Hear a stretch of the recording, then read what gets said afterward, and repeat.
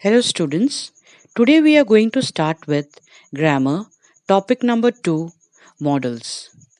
Now in this topic, we will learn how to use modal verbs properly and how we can avoid making common mistakes. Modals are verbs used with another verb or we may say main verb to express ideas such as ability, possibility, permission, command, obligation, etc. Then models have only one form and they do not change according to the person or number of the subject.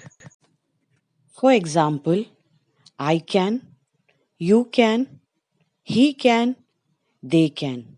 That means the models remain the same whether the subject is singular or plural. Then models are followed by a main verb and they cannot stand on their own unless they are used in a question tag. For example, we ought to follow the rules. So ought to is the model and follow is the main verb. Second example, you won't disturb me. Will you? So won't is the model and disturb is the main verb. And will you is the question tag and will is the model. Then the main verb used after a model must be in the root form. For example, he may come today. So here may is the model and come is the root form. However, model plus have plus past participle of the main verb are often used. For example, his train may have got delayed. So may is the model, then have plus got, that is the past participle form of the verb is used. Models can be classified in the following manner. Can and could are used to talk about ability, then to express permission, necessity, obligation, or compulsion, we use may, can, must, should, have to, need to, ought to. Next, we use the models of request and offers like can, could, shall, should, will, would, may, might to ask for things, to invite people, or make an order in a hotel. These models have the same basic meaning, but some are more formal than others. Then, modal verbs of probability are used to express an opinion of the speaker based on information that the speaker has. It includes will, would, shall, should, may, might, can, could. Then we have will, would. So, will and would is used to express determination. And last is used to.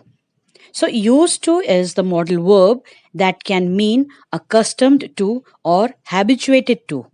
It refers to something from the past that is no longer true. Now, let's look at the usage. Can and could used to talk about ability. For example, he can swim like a fish. And second example, she could speak several languages. Now, let's move on to the next usage. To express permission, necessity, obligation, or compulsion, we use modals like may, can, must, should, have to, need to, ought to. Modal verbs may and can are used to indicate whether someone has permission to do something or not. For example, may I borrow your pen, please? Or the use of can. You can use my pen to write the answer. So here may and can are very commonly used to ask for permission. But may is considered to be the most polite and formally correct way to do so.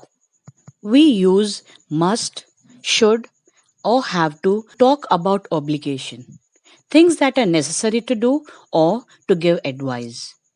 For example, have to, which refers to general obligation. Students have to finish the activity by 1 p.m.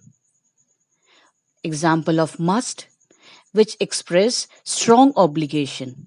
You must wear a helmet when you drive.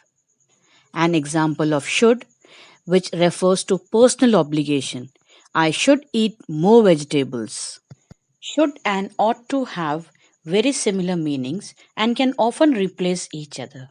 For example, you should be punctual or you ought to be punctual. Next is must, should, ought to. So must is stronger than should and ought to. For example, he must give up smoking. That means it is more like an order or compulsion. Whereas should and ought to are more like pieces of advice. For example, he should or ought to give up smoking. That means it is more of an advice.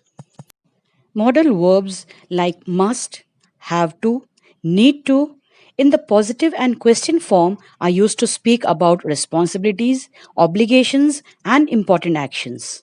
Example, I must finish the work before I leave. Second example, we have to stay overnight in Delhi. And the third example with need to is we need to focus on getting new business this month. And in interrogative form, the usages are must you work so hard? Did they have to do the work over again? Do you need to get up early tomorrow? Now, the modal verb must is used to express obligation and necessity.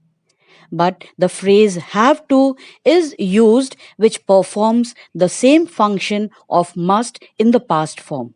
That means modal verb must doesn't exist in the past. Now the examples are she must go now, that is the present form. She must call my mother tomorrow, that is the future form. And she had to leave early, that is the past form where must cannot be used in the past.